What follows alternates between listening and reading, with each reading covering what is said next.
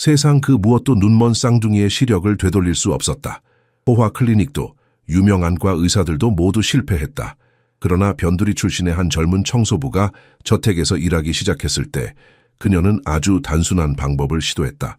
그리고 불과 2시간도 안 돼 소년들은 소리쳤다. 아빠, 빛이에요. 빛이 보여요. 백만장자는 자신의 눈앞에서 벌어진 광경을 믿지 못한 채 그대로 쓰러졌다. 계속하기 전에 구독과 좋아요 부탁드리고 어느 도시에서 시청 중이신지 댓글로 남겨주세요.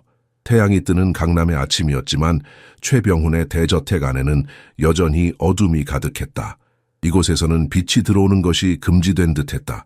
태환과 상원, 7살 쌍둥이 형제는 시각적인 어둠뿐만 아니라 그 이상의 깊은 어둠 속에서 살고 있었다. 태환아, 상원아, 아침 식사 시간이야. 아무런 대답이 없었다. 병훈은 장남 태환의 방문을 조용히 두드렸다. 그의 38살의 얼굴은 마치 20살이나 더 늙어 보였다. 대한민국 최고의 IT 재벌 중 한 명인 그는 겉으로는 모든 것을 가진 것처럼 보였지만 내면은 비어 있었다. 아버님, 아이들이 또 식사를 거부하고 있습니다. 가정부 순이가 공손히 말했다. 병훈은 깊은 한숨을 내쉬었다. 7년 전 그의 아내 최은지가 쌍둥이를 출산하던 중 갑작스럽게 세상을 떠났다. 그날은 그의 인생에서 가장 행복해야 할 날이었지만 가장 비극적인 날이 되었다. 은지를 잃은 슬픔에 더해 의사들은 쌍둥이가 선천적 완전 실명 상태로 태어났다고 진단했다. 강 선생님께서 오늘 오후에 방문하신다고 하셨습니다. 순이가 조심스럽게 말을 이었다. 병훈의 얼굴이 일그러졌다. 강대성 박사는 서울대병원 소아안과의 권위자였다. 그는 쌍둥이의 상태가 치료 불가능하다고 7년간 주장해왔다. 그럼에도 병훈은 매달 천문학적인 금액을 그의 특별 치료에 지불해왔다. 병훈은 창문을 통해 완벽하게 가꾸어진 정원을 바라보았다. 벚꽃이 흩날리는 아름다운 봄날이었지만 그의 눈에는 그 아름다움이 보이지 않았다. 그는 자신의 아이들이 결코 이 아름다움을 볼 수 없다는 사실에 또다시 가슴이 찢어지는 듯한 고통을 느꼈다. 위층에서 들려오는 희미한 울음소리가 저택 전체에 메아리쳤다. 이것은 일상이 되어버렸다. 태환과 상원은 대부분의 시간을 자신들의 방에 고립된 채 보냈다. 그들은 장난감이나 다른 아이들과의 놀이에 전혀 관심을 보이지 않았다. 그들의 세계는 끝없는 어둠으로 가득 차 있었다. 병훈은 매일 아침 같은 질문을 스스로에게 던졌다. 내가 무엇을 더 할 수 있을까? 그는 세계 최고의 의사들을 찾아다녔고 실험적인 치료법들을 시도했으며 수많은 전문가들의 의견을 구했다. 하지만 결과는 항상 같았다. 죄송합니다, 최 회장님. 현대의학으로는 더 이상 할 수 있는 것이 없습니다. 밖에서 보면 최병훈은 완벽한 삶을 살고 있는 듯했다. 그의 회사 비전테크는 세계적인 IT 기업으로 성장했고 그의 자산은 수조 원에 달했다. 하지만 그 모든 성공과 부는 그에게 아무런 의미가 없었다. 그가 정말로 원하는 것은 단 하나, 자신의 아이들이 웃는 모습을 보는 것이었다.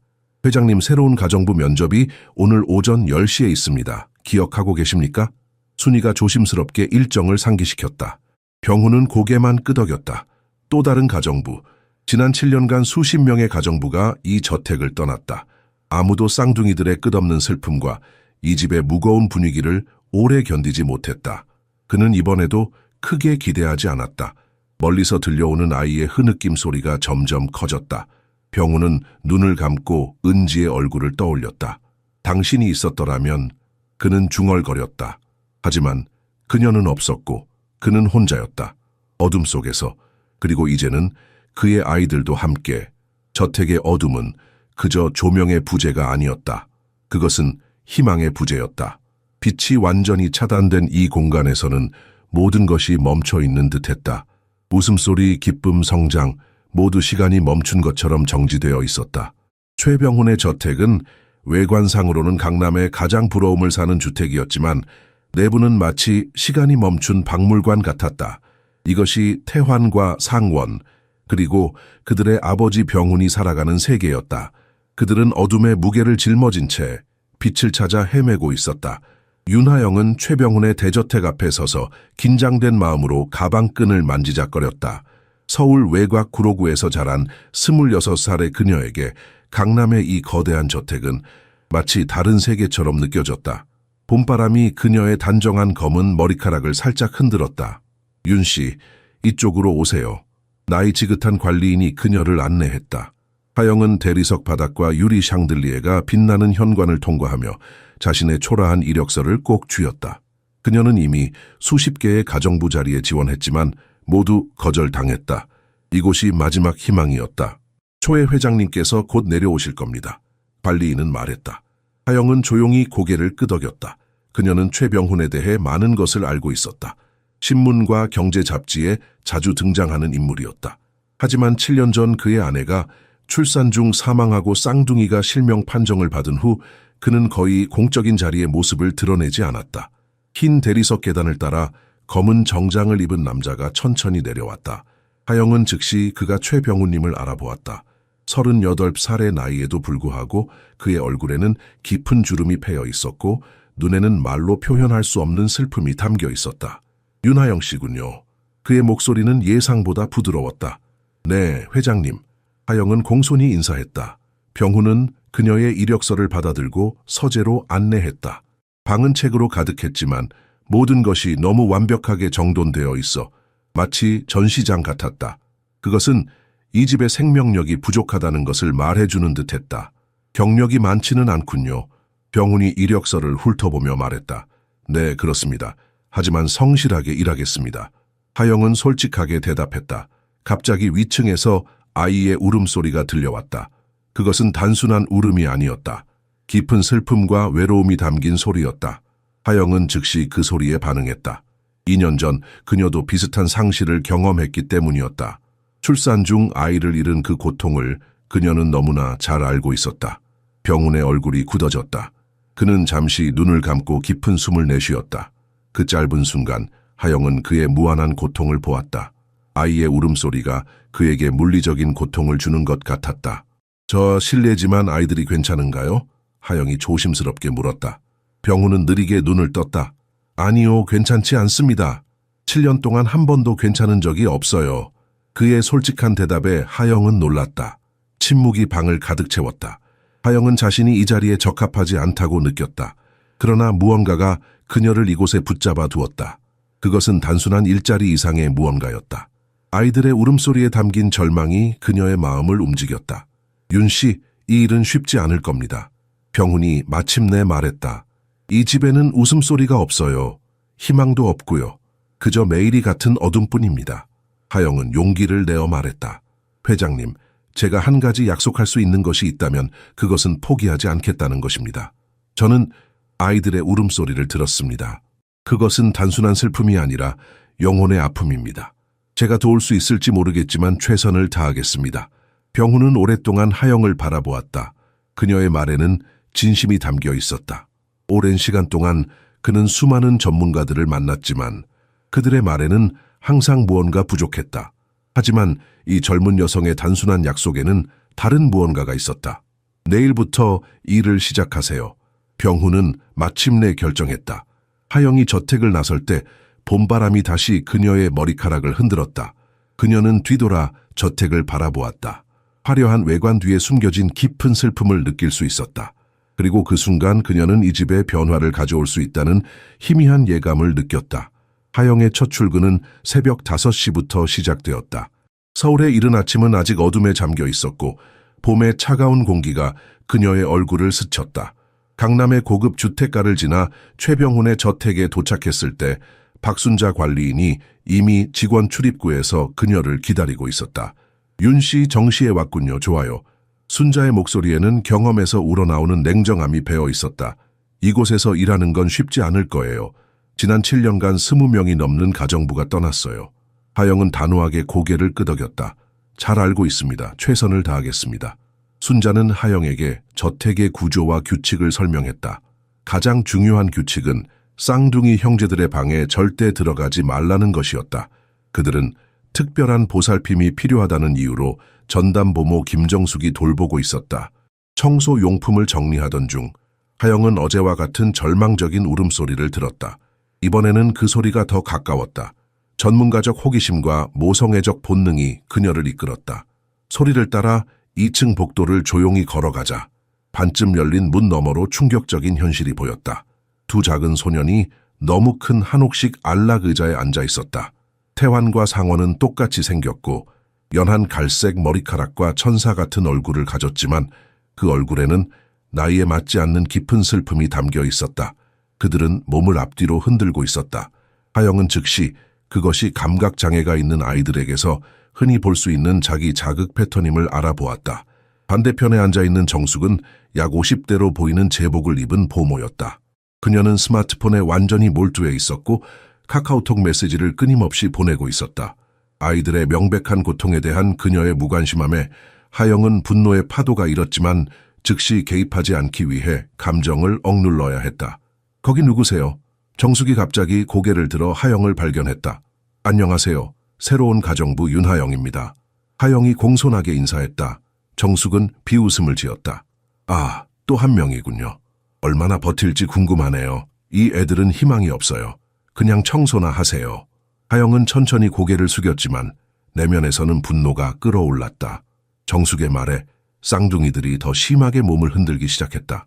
그들은 그 말을 이해했고 그것이 그들에게 상처를 주고 있었다. 실례합니다만 아이들이 당신의 말을 듣고 있어요. 하영이 조용히 말했다. 정숙은 어깨를 으쓱했다. 들어도 상관없어요. 어차피 이해 못해요. 그들은 그냥 빈 껍데기일 뿐이에요. 하영은 입술을 깨물었다. 그녀는 아이들의 눈을 보았다.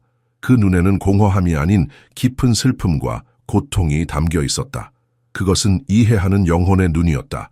그리고 그 순간 하영은 무언가가 매우 잘못되었다는 것을 깨달았다. 아이들은 뭘 좋아해요? 하영이 물었다.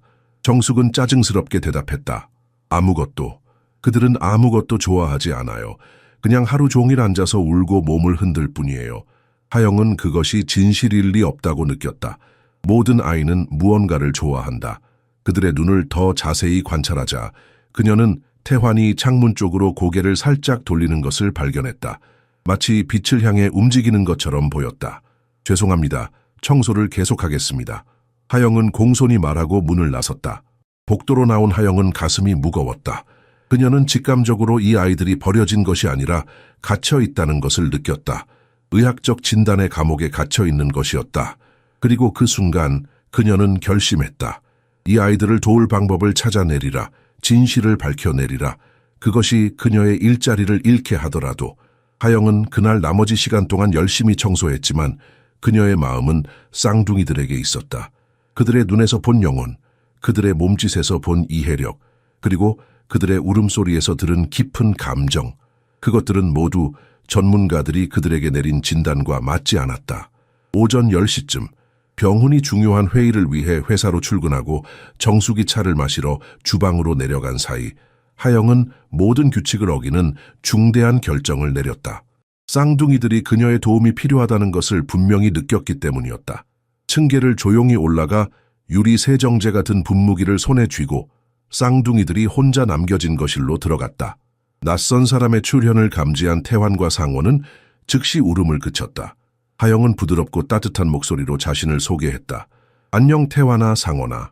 나는 윤하영이라고 해. 이제부터 이 집을 깨끗하고 향기롭게 만들 거야. 아이들은 미동도 없이 그녀의 방향으로 고개를 돌렸다. 하영은 그들의 반응을 자세히 관찰했다.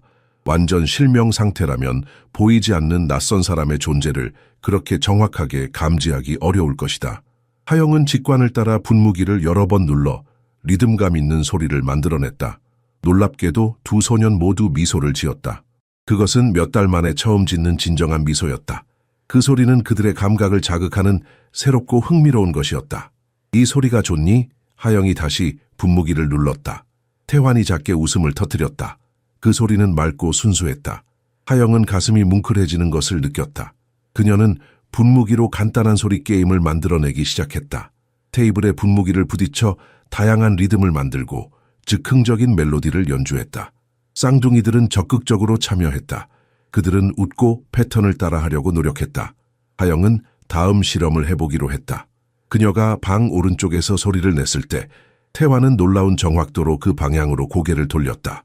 그리고 왼쪽으로 이동했을 때 상원은 완벽하게 그 움직임을 따라갔다. 와, 너희 정말 대단하구나. 하영이 감탄했다.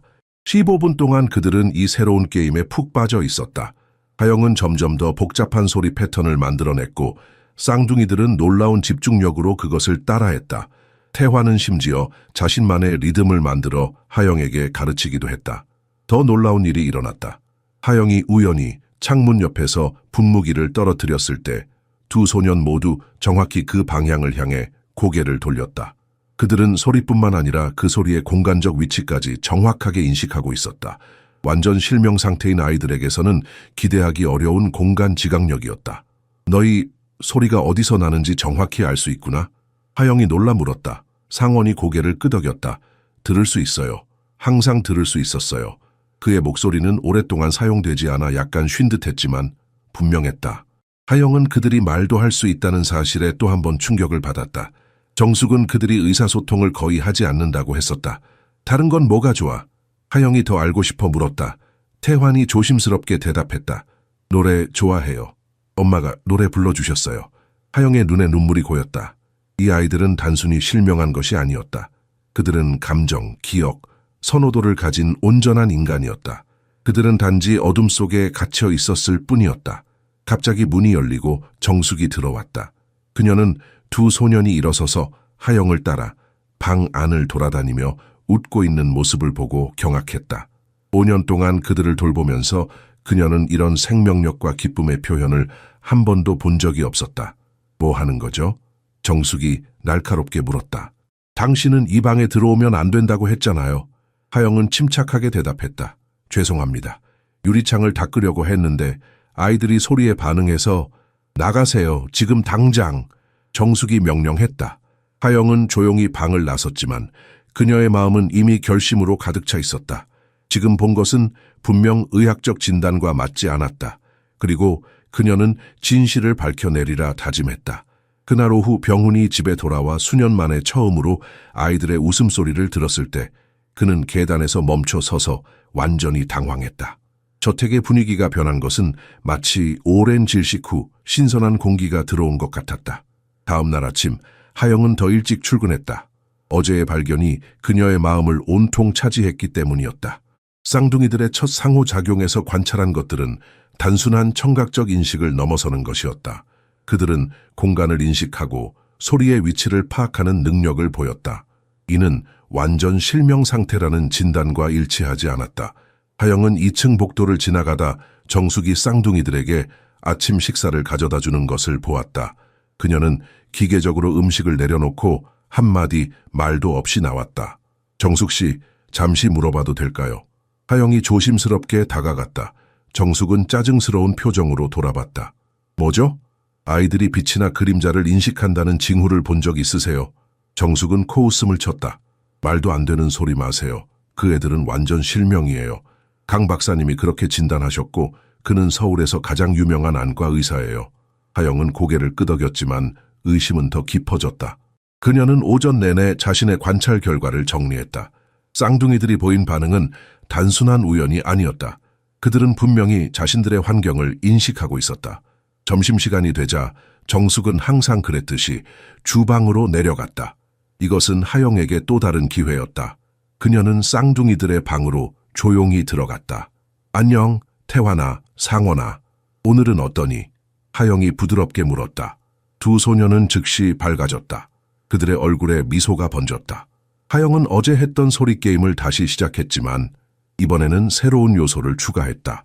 그녀는 조심스럽게 창문 커튼을 조금 열어 가느다란 빗줄기가 방으로 들어오게 했다.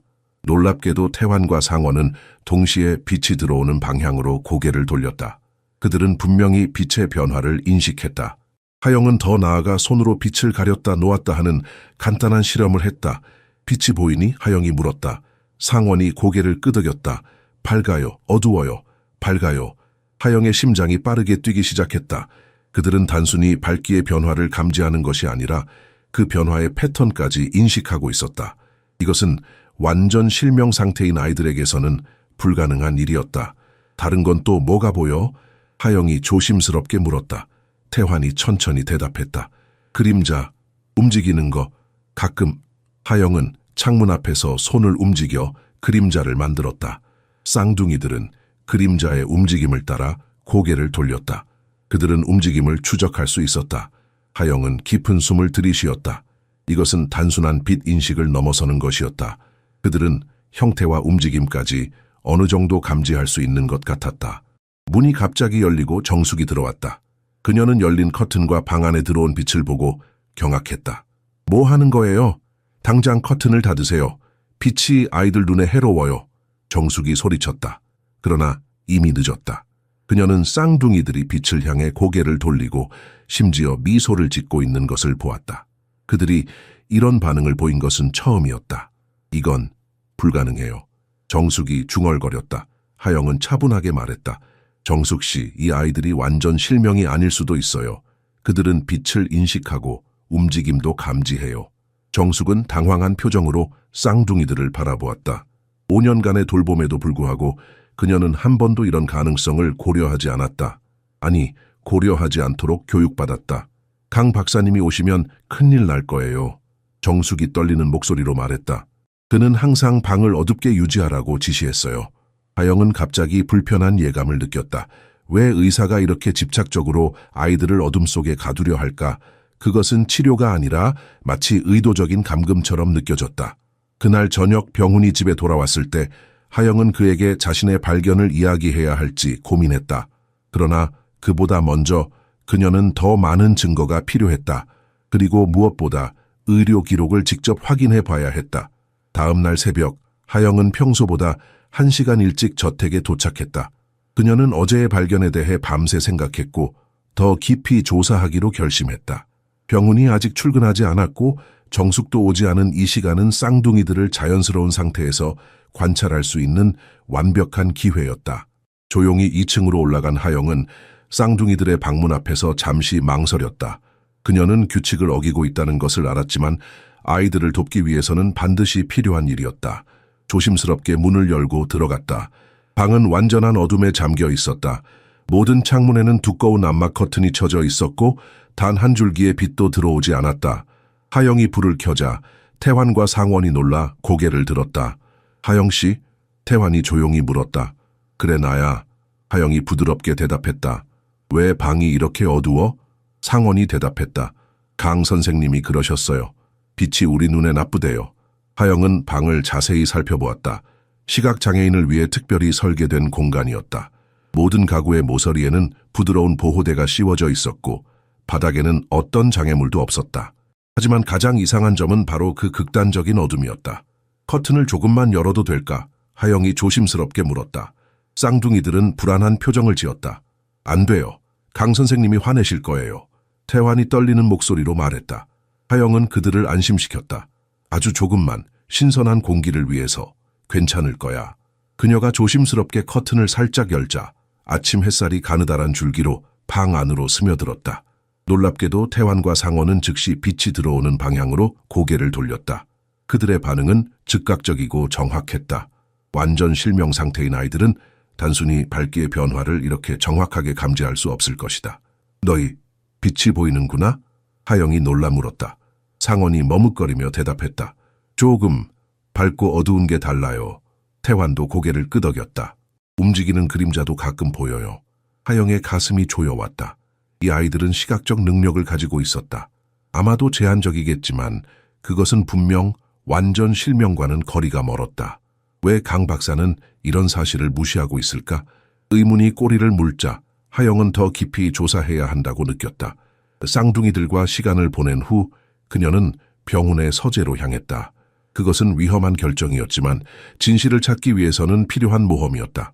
서재는 깔끔하게 정돈되어 있었다. 하영은 의료 기록을 찾기 위해 서랍과 파일 캐비닛을 조심스럽게 살펴보았다. 마침내 태환, 상원 의료 기록이라고 표시된 두꺼운 파일처를 발견했다. 떨리는 손으로 파일을 열자 수십 장의 의료 보고서와 진단서가 나왔다. 모든 보고서는 같은 결론을 내리고 있었다. 선천적 양측성 완전 피질 시각 장애. 하지만 하영의 눈에 들어온 것은 첫 번째 진단서의 특이한 메모였다. 쌍둥이가 생후 3개월일 때 작성된 이 초기 보고서에는 다음과 같은 문장이 있었다. 잔존 광선 인식 가능성이 있으며 추후 상세 조사 필요함. 하영은 심장이 빠르게 뛰는 것을 느꼈다.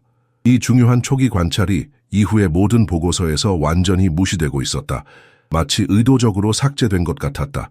그녀는 증거를 확보하기 위해 몇 페이지를 몰래 휴대폰으로 찍었다.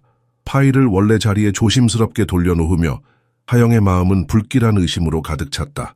만약 태환과 상원이 완전히 실명한 것이 아니라면, 만약 그들이 7년 동안 불필요하게 어둠 속에 갇혀 있었다면, 그리고 가장 불편한 의문, 왜 누군가가 이 아이들을 의도적으로 어둠 속에 가두려 할까? 저택 입구에서 차 문이 닫히는 소리가 들렸다. 병훈이 돌아온 것이었다. 하영은 서둘러 서재를 나와 청소 도구를 집어들었다. 그녀는 이제 자신의 발견을 병훈에게 어떻게 전할지 결정해야 했다. 그것은 모두의 삶을 영원히 바꿀 진실이었다. 저녁 무렵 하영은 마침내 병훈에게 자신의 발견을 이야기하기로 결심했다. 그녀의 심장은 빠르게 뛰고 있었지만 아이들을 위해 용기를 내야 했다. 저택의 넓은 거실에서 병훈을 기다리던 그녀는 자신의 말을 어떻게 시작할지 계속 고민했다. 윤 씨, 무슨 일이죠? 병훈이 서재에서 나오며 물었다. 하영은 깊은 숨을 들이마시고 시작했다. 회장님, 태환이와 상원이에 관해 말씀드려야 할 것이 있습니다. 제가 지난 며칠간 관찰한 결과 그녀의 말이 차에 끝나기도 전에 현관벨이 울렸다. 박순자가 서둘러 문을 열자 강대성 박사가 뜻밖의 모습을 드러냈다. 그의 갑작스러운 등장은 마치 계획된 것처럼 느껴졌다. 최 회장님, 갑작스럽게 방문해서 죄송합니다만 아이들의 상태가 걱정되어 강 박사가 말했다. 그의 목소리는 공손했지만 눈빛에는 날카로움이 있었다. 강 박사는 60대 중반의 서울대 의대 교수로 한국 안과학계의 최고 권위자로 알려져 있었다. 그는 완벽하게 다림질된 양복과 골드림 안경, 그리고 자신감 넘치는 태도로 권위를 내뿜고 있었다. 그의 시선이 하영에게 멈추자 방 안의 공기가 얼어붙는 듯했다. 이분은 새로 고용한 가정부입니다. 병훈이 간단히 소개했다. 강 박사의 눈썹이 살짝 올라갔다. 아, 그렇군요. 회장님, 아이들에 관해 중요한 상담을 해야 할 것 같은데 개인적인 얘기라서. 하영은 물러나야 한다는 암시를 느꼈지만 내면의 목소리가 그 자리에 남아있으라고 말했다. 실례합니다만 제가 아이들에 관해 회장님께 말씀드리던 중이었습니다. 강 박사의 얼굴이 순간 굳어졌다. 가정부가 의학적 상태에 대해 무슨 말을 할 수 있다는 건가요? 하영은 주저하지 않았다. 제가 비전문가인 것은 맞습니다. 하지만 제가 관찰한 바로는 태환이와 상원이가 빛과 그림자를 인식할 수 있는 것 같습니다. 그들이 완전 실명이라는 진단에 의문이 듭니다.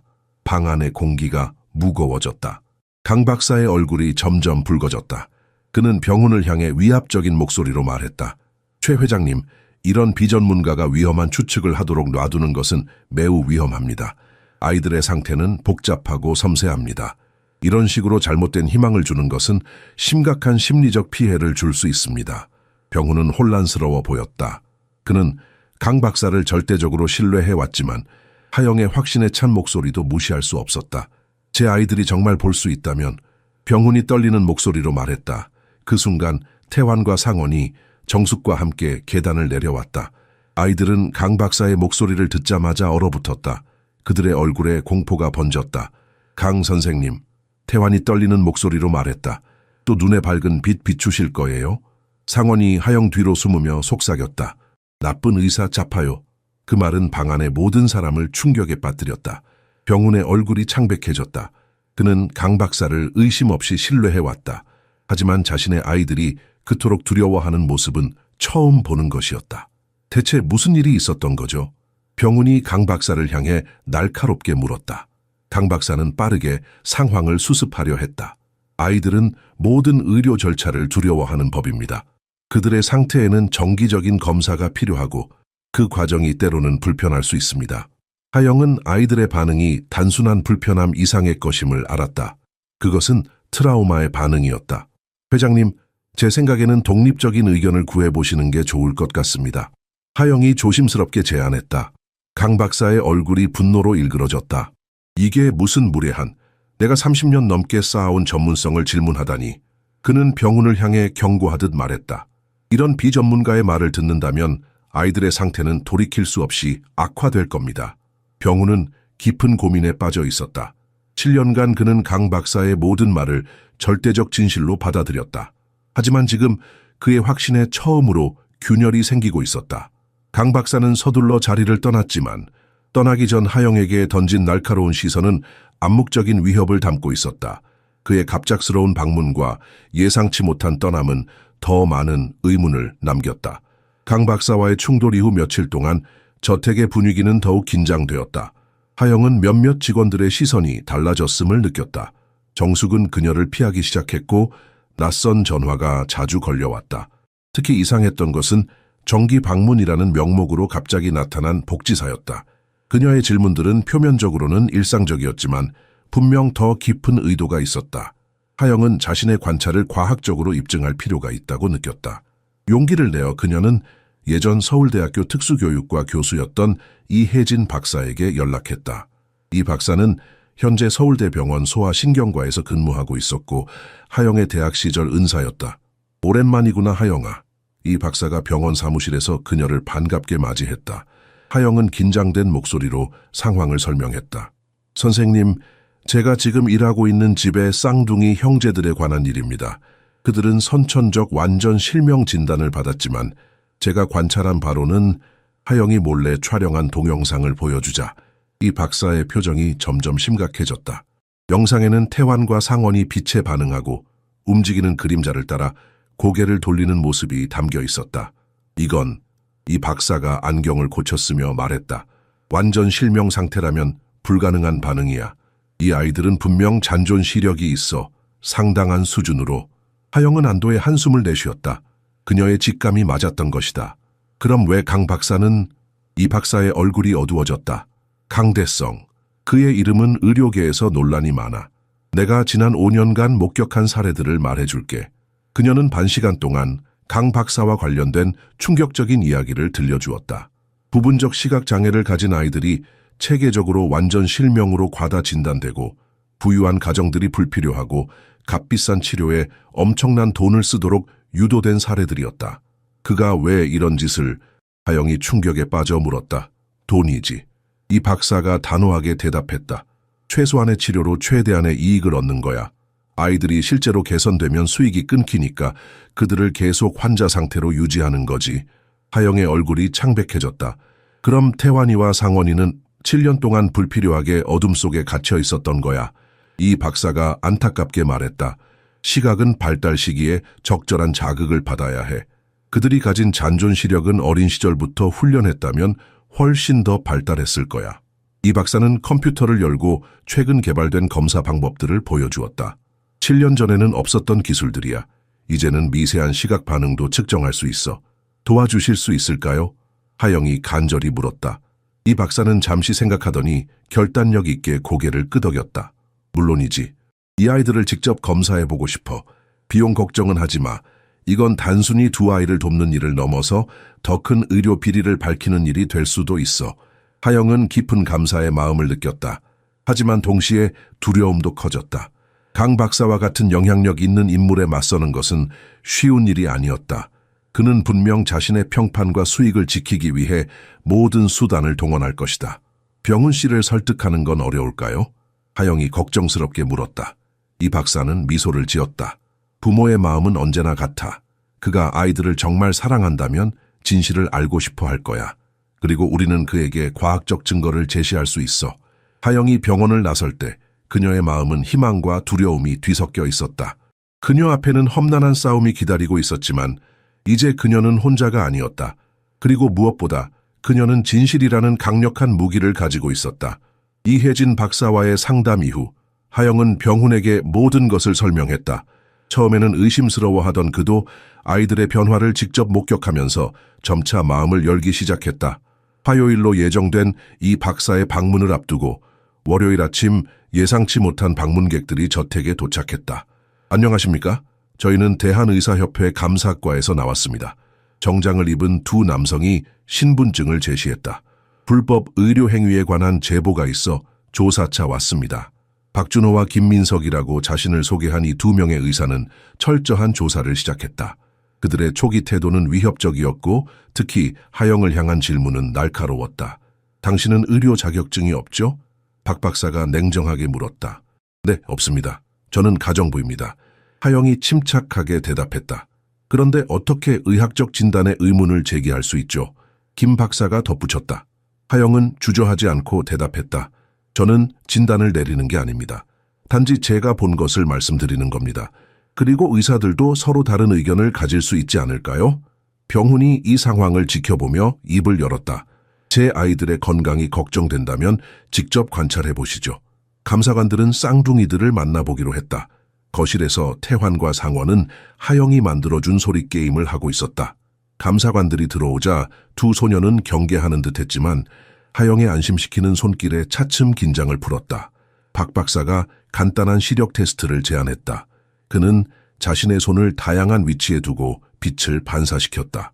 놀랍게도 쌍둥이들은 그 움직임을 따라 고개를 돌렸다. 그들의 반응은 즉각적이고 정확했다. 언제부터 이런 것들을 볼 수 있었니? 김 박사가 상원에게 부드럽게 물었다. 상원의 순수한 대답이 방 안의 모든 사람을 얼어붙게 했다. 항상 볼 수 있었어요. 그냥 아무도 믿어주지 않았어요. 다들 우리가 아무것도 못 본다고 했어요. 감사관들의 표정이 완전히 바뀌었다. 그들은 서로를 의미심장하게 바라보았다. 이것은 단순한 오진이 아니라 의도적인 무시였다. 최 회장님, 저희가 잘못 알고 있었던 것 같습니다. 박 박사가 진지하게 말했다. 당신의 아이들에게 정말 문제가 있는 것 같습니다만 그것은 그들의 시력이 아니라 그들이 받은 치료입니다. 다음 날 이혜진 박사가 최첨단 장비를 가지고 저택을 방문했다. 그녀는 3시간 동안 철저한 검사를 진행했다. 검사 내내 태환과 상원은 놀라운 협조성을 보였다. 그들에게 이 검사는 고통스러운 경험이 아니라 오히려 새로운 발견의 시간이었다. 검사 결과를 설명하는 이 박사의 목소리는 감정으로 떨렸다. 최 회장님, 당신의 아이들은 약 30%의 기능적 시력을 가지고 있습니다. 이는 적절한 훈련과 자극을 통해 상당히 발전시킬 수 있는 수준입니다. 병훈의 얼굴이 창백해졌다. 그런데 왜 강 박사는 7년 전에는 이런 정밀한 장비가 없었습니다. 이 박사가 설명했다. 하지만 초기 진단에서도 잔존 시력의 가능성이 언급되었더군요. 이후의 모든 보고서에서 그 중요한 정보가 의도적으로 무시된 것 같습니다. 이 박사는 태블릿을 꺼내 상세한 검사 결과를 보여주었다. 아이들의 시신경은 온전합니다. 문제는 뇌의 시각 처리 영역에 있지만 그 정도는 초기에 진단된 것보다 훨씬 경미합니다. 적절한 자극과 훈련이 있었다면 지금쯤 그들은 훨씬 더 많은 것을 볼 수 있었을 겁니다. 병훈의 눈에 눈물이 고였다. 7년의 세월, 그의 아이들이 불필요하게 어둠 속에 갇혀 있었던 7년의 시간은 영원히 돌아오지 않을 것이다. 법적 조치를 취하실 생각이신가요? 이 박사가 조심스럽게 물었다. 병훈의 눈빛이 달라졌다. 슬픔과 후회 대신 이제 그의 눈에는 결연한 의지가 담겨 있었다. 네, 그럴 겁니다. 하지만 그것보다 더 중요한 것은 제 아이들이 이제부터라도 빛 속에서 살 수 있도록 하는 것입니다. 하영은 마음속으로 다짐했다. 이제 그녀의 임무는 태환과 상원이 잃어버린 시간을 최대한 보상받을 수 있도록 돕는 것이었다. 이혜진 박사의 충격적인 진단 결과 이후 병훈은 즉시 행동에 나섰다.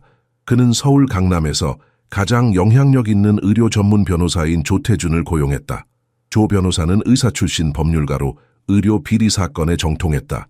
그의 주도해 강대성 박사의 과거 사례들에 대한 광범위한 조사가 시작되었다.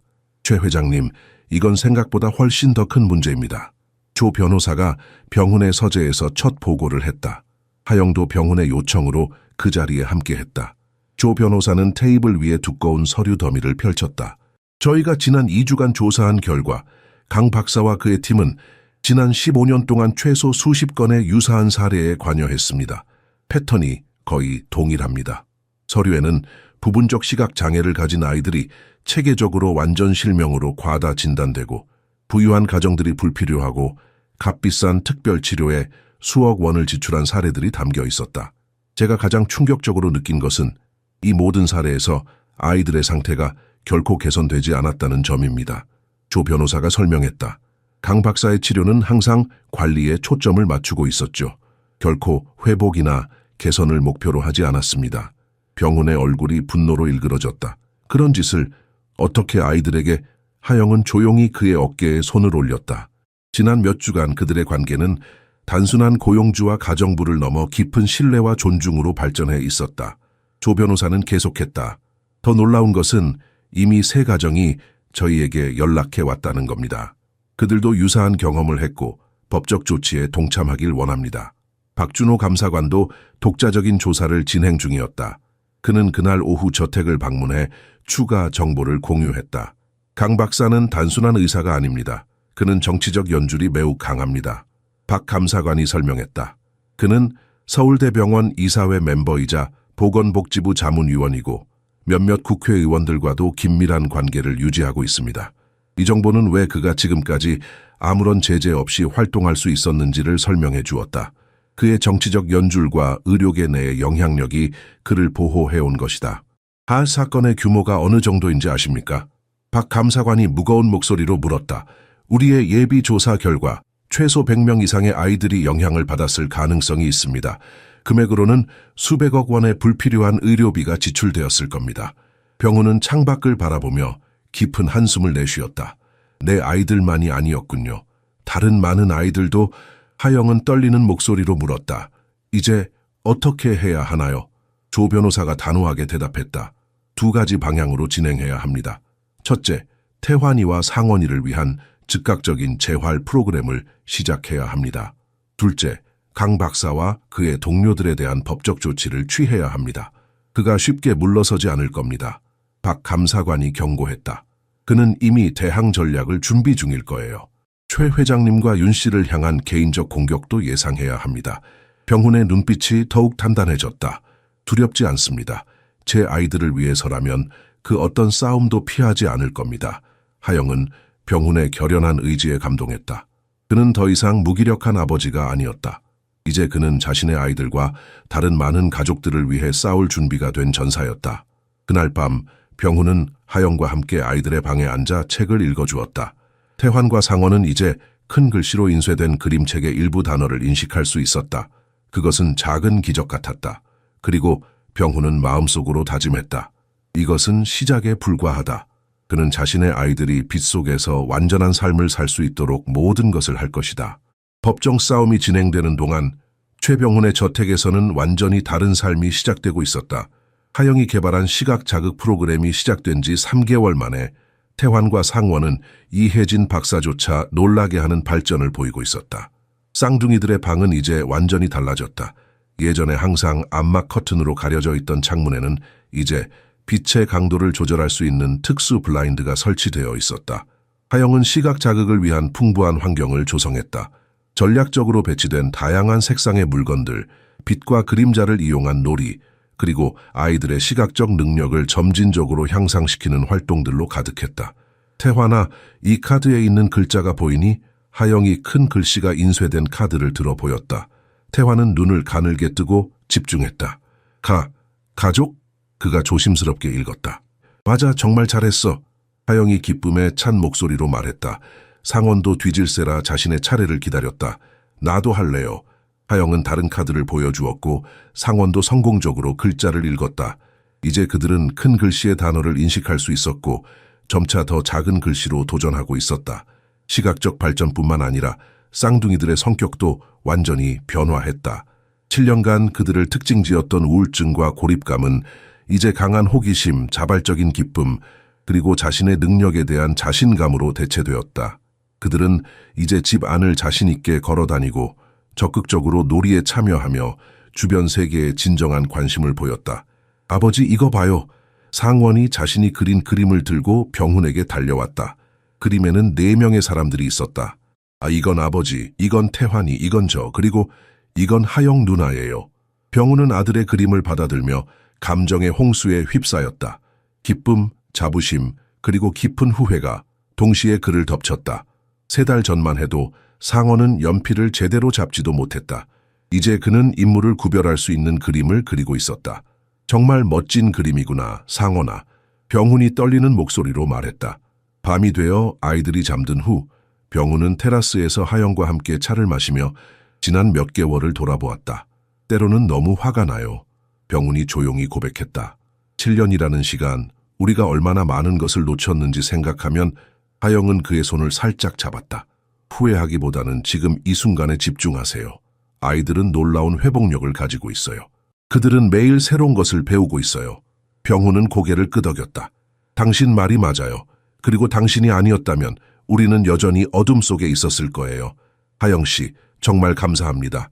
그의 눈에는 단순한 감사를 넘어선 깊은 감정이 담겨 있었다.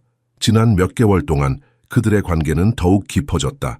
처음에는 단순한 고용주와 직원이었지만 이제 그들은 함께 아이들을 위해 싸우는 동반자가 되었다. 다음 날 아침 이혜진 박사가 정기 검진을 위해 방문했다. 그녀는 쌍둥이들의 발전을 기록하고 새로운 훈련 방법을 제안했다. 믿을 수 없을 정도로 빠른 발전이에요. 이 박사가 감탄했다. 3달 만에 이 정도 발전을 보이다니 그들의 뇌가 새로운 시각 정보를 흡수하고 처리하는 속도가 놀랍습니다. 병우는 창가에 서서 정원에서 놀고 있는 아이들을 지켜보았다. 태환과 상원은 나비를 쫓으며 웃고 있었다. 그들이 나비의 색깔과 움직임을 볼 수 있다는 사실이 아직도 그에게는 기적처럼 느껴졌다. 이제 제 회사에 목적이 생겼습니다. 병훈이 결연한 목소리로 말했다. 비전테크의 기술을 활용해 시각장애 아동들을 위한 새로운 보조 기술을 개발할 겁니다. 다른 가족들이 우리처럼 고통받지 않도록 말이죠. 하영은 미소를 지었다. 슬픔과 분노가 이제 희망과 결단으로 변화한 것이다. 빛은 단지 쌍둥이들의 방에만 들어온 것이 아니었다. 그것은 이 가족 전체의 삶을 밝히고 있었다. 법적 소송이 진행되고 언론의 관심이 높아지면서 최병훈 가족에 대한 압박은 극적으로 증가했다. 강대성 박사와 그의 동료들은 자신들의 평판과 경력이 위기에 처했음을 깨닫고 체계적인 협박과 명예훼손 캠페인을 시작했다. 처음에는 익명의 전화가 저택으로 걸려오기 시작했다. 주로 늦은 밤이나 이른 아침, 다양한 시간대에 걸려온 이 전화들은 모호하지만 분명히 위협적인 메시지를 담고 있었다. 최 회장님, 근거 없는 주장으로 존경받는 의사의 명예를 훼손하면 심각한 결과를 초래할 수 있습니다. 한 남성의 목소리가 말했다. 병우는 처음에는 당황했지만 곧 이런 전화들을 녹음하기 시작했다. 이것은 단순한 협박이 아니라 조직적인 압박의 일부라는 것이 분명해졌다. 다음으로 강 박사의 법률 대리인인 김정우 법률사무소에서 공식 서한이 도착했다. 그것은 명예훼손과 허위사실 유포에 대한 민사 및 형사소송을 위협하는 내용이었다. 그들이 우리를 겁주려고 하는군요. 병훈이 하영에게 말했다. 하지만 우리에겐 진실이 있습니다. 심리적 압박은 매우 강했지만 의도했던 바와는 달리 협박은 오히려 가족의 결의를 더욱 강화시켰다. 병훈은 자신의 기업 가족 자원과 인맥을 활용해 전직 경찰 출신의 보안팀을 고용했다. 그들은 24시간 저택을 감시하고 모든 협박 시도를 문서화했다. 법정에서 이 모든 증거를 제출할 겁니다. 조태준 변호사가 말했다. 이런 협박은 그들이 얼마나 필사적인지 보여줄 뿐입니다. 하영 역시 협박의 대상이 되었다. 그녀의 과거를 파헤치려는 시도가 있었고 심지어 그녀의 이웃들에게도 수상한 사람들이 찾아와 그녀에 대해 캐물었다. 처음에는 이런 협박에 두려움을 느꼈지만 하영은 태환과 상원을 보호하겠다는 결심으로 용기를 얻었다. 절 협박한다고 물러서지 않을 거예요. 하영이 병훈에게 말했다. 아이들이 저를 필요로 하니까요. 이혜진 박사 역시 압박을 받기 시작했다. 서울대병원의 몇몇 동료들이 그녀에게 이 사건에서 물러날 것을 권유했다. 심지어 병원장이 직접 그녀를 사무실로 불러 불필요한 논란을 피하라고 조언했다. 제 양심에 따라 행동할 뿐입니다. 이 박사가 단호하게 대답했다. 제 직업 윤리는 환자를 우선시하는 것이고 그 아이들은 도움이 필요합니다. 압박이 증가함에 따라 태환과 상원도 그 변화를 감지했다. 그들은 어른들의 긴장된 대화와 증가된 보안 조치를 놓치지 않았다. 하영 누나, 나쁜 사람들이 우리를 해치려고 해요? 어느 저녁, 태환이 불안한 눈으로 물었다. 하영은 아이들에게 상황을 어떻게 설명해야 할지 고민했다. 그녀는 아이들을 두렵게 하고 싶지 않았지만 동시에 거짓말도 하고 싶지 않았다. 너희들을 해치는 사람은 아무도 없을 거야. 하영이 단호하게 말했다. 아버지와 나, 그리고 많은 좋은 사람들이 너희를 지키고 있어. 지금 어른들이 조금 긴장해 있는 건 너희가 더 잘 볼 수 있도록 돕는 과정에서 몇 가지 어려움이 있기 때문이야. 이런 압박 속에서도 태환과 상원의 발전은 계속되었다. 그들은 이제 작은 글씨의 책을 읽기 시작했고 특수 안경을 쓰면 TV도 볼 수 있었다. 매일매일 그들의 세계는 조금씩 더 넓어지고 있었다. 어느 날 저녁, 병훈은 하영과 함께 정원에 앉아 있었다. 그날은 특히 협박이 심했던 날이었다. 강 박사 측에서 병훈의 회사 주요 투자자들에게 연락해 압박을 가하기 시작했던 것이다. 두렵지 않으세요? 하영이 조용히 물었다. 병훈은 잠시 생각하더니 고개를 저었다. 물론 걱정은 됩니다. 하지만 이제 제 인생에는 더 중요한 것이 있어요. 제 아이들이 빗속에서 살 권리입니다. 그의 목소리에는 예전에는 없던 단단함이 있었다. 그는 더 이상 슬픔에 짓눌린 아버지가 아니었다. 이제 그는 자신의 아이들과 정의를 위해 싸우는 전사였다. 시각 재활 프로그램을 시작한 지 6개월이 지난 어느 금요일 아침, 저택의 정원에서 기적과도 같은 순간이 일어났다. 하영과 쌍둥이들은 시각운동 협응력 향상을 위한 활동을 하고 있었다. 갑자기 상원이 흥분에 차서 정원 쪽을 가리켰다.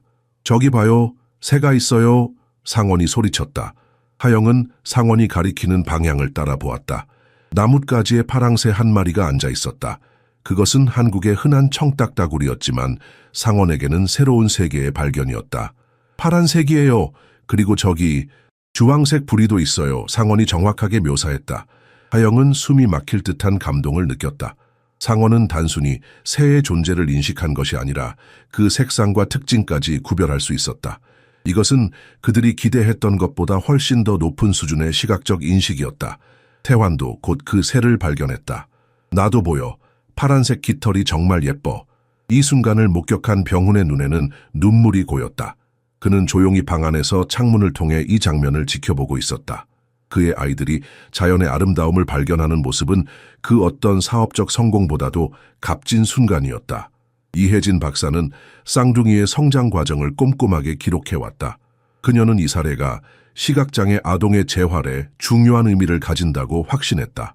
그녀의 연구 논문인 장기간 시각적 박탈 후 잔존 시력의 회복, 쌍둥이 형제 사례 연구는 대한안과학 회지와 소아안과학 국제학술지에 동시에 게재되기로 결정되었다.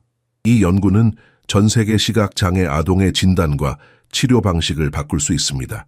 이 박사가 병훈에게 기쁘게 알렸다. 우리가 겪은 고통이 다른 가족들에게는 희망이 될 수 있어요. 태환과 상원의 사례는 이제 의학계에서 널리 논의되고 있었다. 특히 어린 시절 적절한 시각적 자극의 중요성과 잔존 시력의 발달 가능성에 관한 새로운 관점을 제시했다. 이 박사의 논문은 여러 국제학회에서 발표되었고 다른 나라의 의사들도 유사한 사례를 보고하기 시작했다. 개인적인 영역에서도 큰 변화가 일어나고 있었다. 병훈과 하영의 관계는 점점 더 깊어지고 있었다. 처음에는 서로를 단지 고용주와 가정부로 보았지만 함께 아이들을 위해 싸우면서 그들 사이에는 특별한 유대감이 형성되었다. 그날 저녁 아이들이 잠든 후 병훈은 하영을 정원으로 초대했다. 봄의 마지막 날이었고 밤하늘에는 별이 가득했다. 벚꽃 나무 아래 벤치에 함께 앉으며 병훈은 조심스럽게 말을 꺼냈다. 하영 씨, 당신이 우리 가족에게 온 것은 운명이었다고 생각해요. 병훈이 진지한 목소리로 말했다. 당신은 단지 우리 아이들에게 빛을 가져다 준 것이 아니라 제 삶에도 빛을 가져왔어요. 하영은 가슴이 뛰는 것을 느꼈다. 그녀도 병훈에 대한 감정이 단순한 존경을 넘어서고 있음을 알고 있었다. 하지만 그들의 사회적 위치 차이를 생각하면 그런 감정을 인정하는 것은 쉽지 않았다. 저는 그저 제가 해야 할 일을 했을 뿐입니다. 하영이 겸손하게 대답했다. 병훈은 그녀의 손을 조심스럽게 잡았다. 아니요, 당신은 그 이상을 했어요. 당신은 불가능한 것을 믿었고 모든 어려움에도 포기하지 않았어요. 그의 목소리가 감정으로 떨렸다. 하영 씨, 저는 당신에게 깊은 감정을 가지고 있어요. 달빛 아래 하영의 눈에도 눈물이 고였다. 저도 마찬가지예요. 그녀가 마침내 인정했다. 그들의 관계는 이제 새로운 단계로 접어들었다. 그것은 단순한 로맨스가 아니라 고통과 희망, 투쟁과 승리를 함께 경험한 두 사람 사이의 깊은 유대였다. 다음 날 아침, 태환과 상원은 아버지와 하영이 함께 아침 식사를 준비하는 모습을 보고 기뻐했다. 그들에게 하영은 이미 가족의 일부였다. 어둠 속에서 자란 아이들은 이제 빛 속에서 새로운 가족을 발견하고 있었다. 하영 누나가 이제 계속 우리와 함께 있을 거예요? 태환이 순진한 눈으로 물었다. 병훈과 하영은 서로를 바라보며 미소 지었다. 그들의 여정은 아직 끝나지 않았지만 이제 그들은 함께 걸어갈 것이다. 태환과 상원이 낮잠을 자는 조용한 오후, 병훈은 하영과 함께 정원의 벚꽃 나무 아래 앉았다. 봄의 마지막 꽃잎들이 부드럽게 그들 주위로 떨어지고 있었다. 병훈은 이 순간을 오랫동안 계획해왔다. 그는 더 이상 자신의 마음을 숨기고 싶지 않았다. 하영 씨, 병훈이 진지한 목소리로 말했다. 지난 몇 개월 동안 많은 생각을 했습니다. 은지가 떠난 후 제 마음도 함께 죽었다고 생각했어요. 하지만 당신이 하영은 그의 말을 이해했다. 그녀도 비슷한 감정의 혼란을 겪고 있었다. 구로구에서 자란 평범한 여성이 재벌 회장과 감정적 관계를 맺는다는 것은 그녀가 상상했던 삶의 방향이 아니었다. 저도 마찬가지예요. 하영이 솔직하게 말했다. 처음에는 이런 감정이 옳지 않다고 생각했어요. 제 위치를 생각하면. 하지만 이제는 그런 것이 중요하지 않다는 걸 알아요. 병훈은 그녀의 손을 조심스럽게 잡았다. 당신은 단순히 우리 가족에게 빛을 가져다 준 것이 아니에요. 당신은 제게 다시 살아갈 이유를 주었습니다. 태환과 상원에게 어머니 같은 존재가 되어 주었고, 제게는 새로운 시작을 보여주었어요. 하영의 눈에 눈물이 고였다. 태환이와 상원이는 제게도 특별해요. 그들은 제가 잃어버린 아이를 생각나게 해요. 하지만 슬픔으로가 아니라 사랑으로. 병훈은 깊은 숨을 들이마셨다. 하영 씨, 우리가 함께 가족이 되면 어떨까요? 태환과 상원, 당신과 저, 완전한 가족으로. 그것은 단순한 고백이 아니라 미래에 대한 약속이었다. 하영은 잠시 침묵했다가 따뜻한 미소와 함께 고개를 끄덕였다. 네, 그러고 싶어요. 그들이 서로를 바라보는 순간 뒤에서 작은 소리가 들렸다. 태환과 상원이 문 뒤에서 그들을 지켜보고 있었다. 아이들의 얼굴에는 순수한 기쁨이 담겨 있었다. 하영 누나가 이제 우리 엄마가 되는 거예요? 상원이 희망에 찬 목소리로 물었다. 하영과 병훈은 놀라 서로를 바라보았다가 곧 웃음을 터뜨렸다. 병훈은 아이들을 안아들었다. 그래, 하영 누나가 우리 가족이 될 거야. 괜찮니? 태환과 상원은 환호성을 지르며 기뻐했다. 그들에게 하영은 이미 가족이나 다름없었다. 어둠과 고립의 세계에서 그녀는 그들에게 빛과 사랑을 가져다 준 사람이었다. 가족의 행복이 꽃피는 동안 법적 전선에서도 중요한 진전이 있었다. 서울중앙지방법원은 강대성 박사와 그의 동료들에 대한 최병훈의 소송을 정식으로 받아들였다. 더 놀라운 것은 이제 5 가족이 더 소송에 참여하기로 했다는 것이었다. 그들도 모두 유사한 경험을 한 부모들이었다. 이제 단순한 개인 소송이 아닙니다. 조태준 변호사가 병훈에게 설명했다.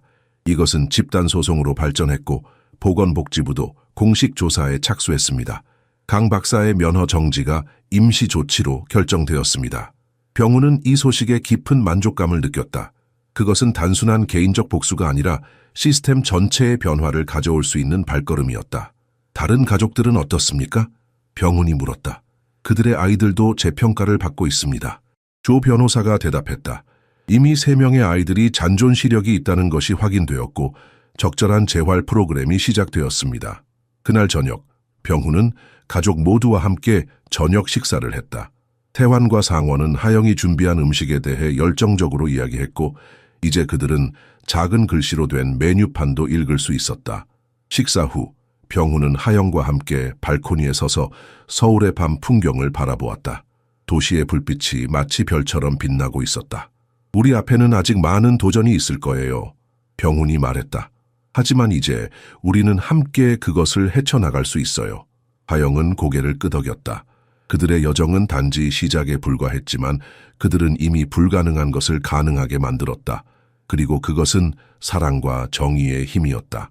최병훈 가족의 사례는 빠르게 의료계와 법조계의 경계를 넘어 전국적인 관심사가 되었다. 대한의사협회는 박준호와 김민석 감사관을 중심으로 특별위원회를 구성하여 소아시각 장애 진단에 대한 새로운 규제 프로토콜을 개발하기 시작했다. 이제 모든 완전 실명 진단은 독립적인 전문가의 확인이 필요하게 되었다. 이것은 단순히 한 가족의 이야기가 아닙니다. 박 감사관이 기자회견에서 말했다. 이것은 우리 의료 시스템의 근본적인 약점을 드러낸 사례입니다.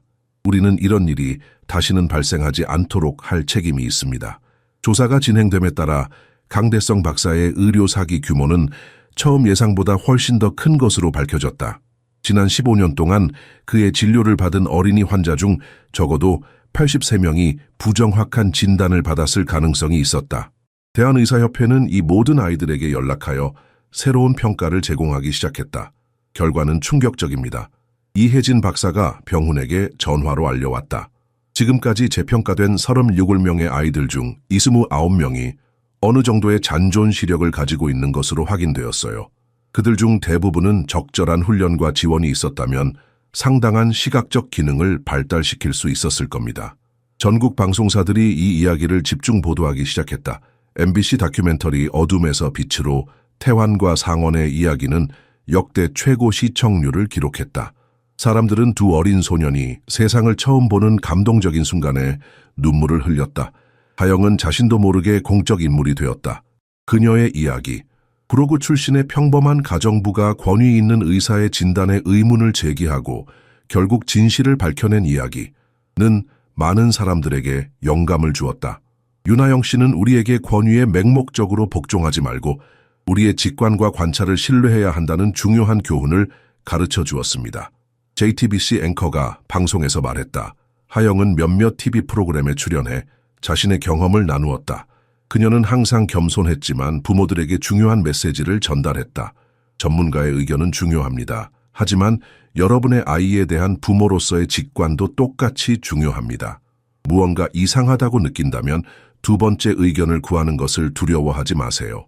태환과 상원은 이제 대부분의 특수 지원 없이도 일반 학교에 다닐 수 있을 정도로 발전했다. 그들은 여전히 약간의 시각적 제한이 있었지만 그것은 그들의 학습과 성장을 방해하지 않았다. 오히려 그들은 자신들의 경험을 다른 시각장애 아동들에게 희망을 주는 데 사용하기 시작했다. 병훈은 자신의 비전테크 기업을 통해 빛을 향해 재단을 설립했다. 이 재단은 시각장애 아동들에게 무료 검진과 치료 프로그램을 제공했다.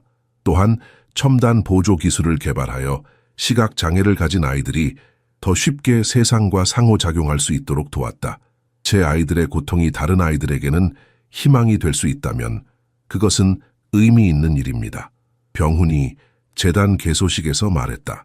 보건복지부는 최태환 상원법이라고 불리는 새로운 법안을 국회에 제출했다.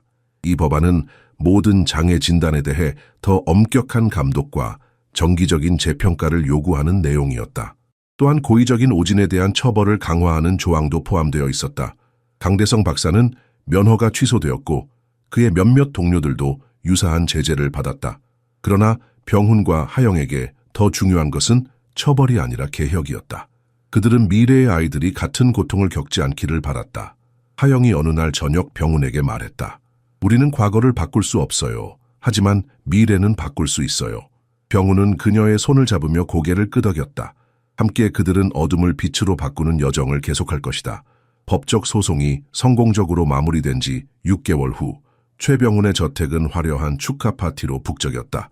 이 자리는 병훈과 하영의 결혼식을 일주일 앞두고 열린 약혼 파티이자 빛을 향해 재단의 공식 출범을 기념하는 자리였다. 재단은 시각장애 아동들이 적절한 치료를 받고 새로운 희망을 찾을 수 있도록 돕는 것을 목표로 했다. 저택의 정원은 한국의 전통과 현대가 조화롭게 어우러진 장식으로 꾸며졌다. 연꽃 모양의 등불이 정원 곳곳에 배치되었고 한옥 파빌리온에서는 전통차 예절이 진행되었다. 동시에 현대적인 무대에서는 유명 가수들의 공연이 이어졌다. 태환과 상원은 이날의 주인공이었다. 이제 8살이 된 그들은 자신들의 예술 작품을 자랑스럽게 손님들에게 보여주었다. 그들의 그림, 밝은 태양 아래 4명의 가족이 있는 그림, 창문이 선명하게 보이는 집의 모습, 은 어둠에서 빛으로 나아간 그들의 여정을 상징하는 시각적 증거였다. 이건 우리 가족이에요. 태환이 자신의 그림을 설명했다. 아버지 저 상원이, 그리고 곧 우리 어머니가 될 하영 누나요.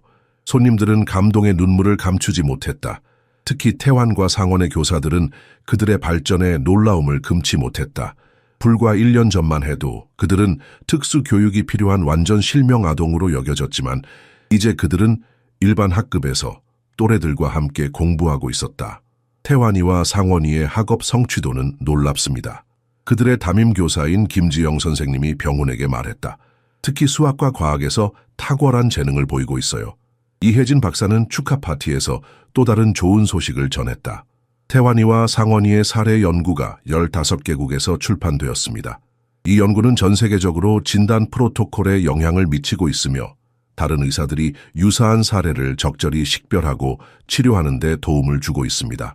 개인적 비극이 전 세계적인 과학 지식으로 변모한 것은 가족이 견뎌온 모든 고통을 연계롭게 하는 종류의 유산이었다. 박준호 감사관도 중요한 발표를 했다.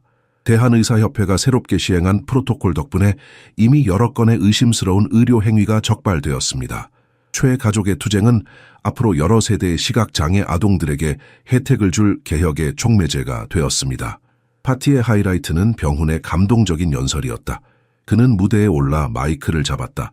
태환과 상원이 그의 양옆에 서 있었고 하영은 가족을 자랑스럽게 지켜보고 있었다.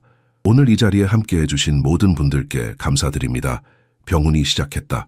7년 전 저는 절망의 구렁텅이에 빠져 있었습니다. 제 아이들이 결코 세상을 볼 수 없을 거라고 믿었습니다. 하지만 오늘 그들은 단지 보는 것뿐만 아니라 아름다운 그림을 그리고 책을 읽고 세상의 모든 색채를 즐기고 있습니다. 그의 목소리가 감정으로 떨렸다. 이 모든 것은 한 특별한 사람 덕분에 가능했습니다. 윤하영, 곧 제 아내가 될 사람입니다. 그녀는 불가능한 것에 도전할 용기를 가졌고 그 과정에서 우리 모두에게 빛을 가져다 주었습니다. 하영은 무대로 초대되었고 병훈은 그녀의 손을 잡았다. 우리의 빛을 향해 재단은 다른 가족들이 우리와 같은 고통을 겪지 않도록 돕는 것을 목표로 합니다. 우리는 모든 아이가 자신의 잠재력을 최대한 발휘할 기회를 가져야 한다고 믿습니다. 그날 밤 병훈과 하영은 저택의 옥상에서 서울의 밤 풍경을 바라보았다. 도시의 불빛이 밤하늘의 별처럼 반짝였다. 상상이나 했었나요? 하영이 물었다. 우리의 여정이 이렇게 될 줄? 병훈은 미소를 지으며 그녀의 손을 꼭 잡았다. 아니요, 상상도 못했습니다. 하지만 이것은 끝이 아니라 새로운 시작입니다. 우리 앞에는 아직 많은 일이 기다리고 있어요. 그들 뒤로 태환과 상원이 조용히 다가왔다.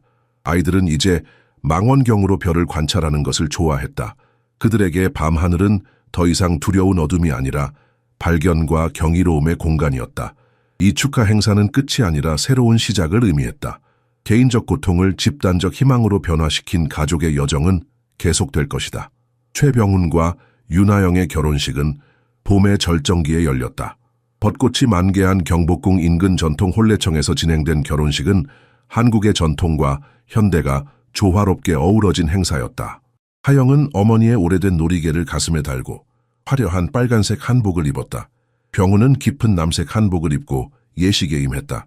하지만 이날의 진정한 주인공은 태환과 상원이었다. 아이들은 아버지의 결혼식에서 전통 의상을 입고 의젓하게 서 있었다.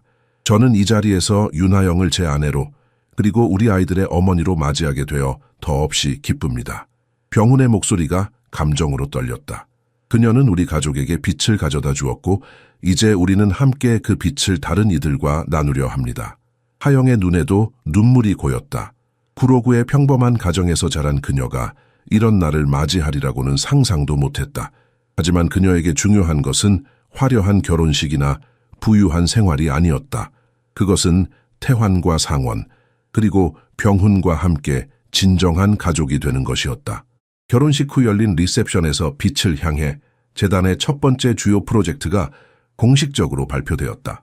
그것은 서울 외곽에 건설될 특수시각 재활센터였다.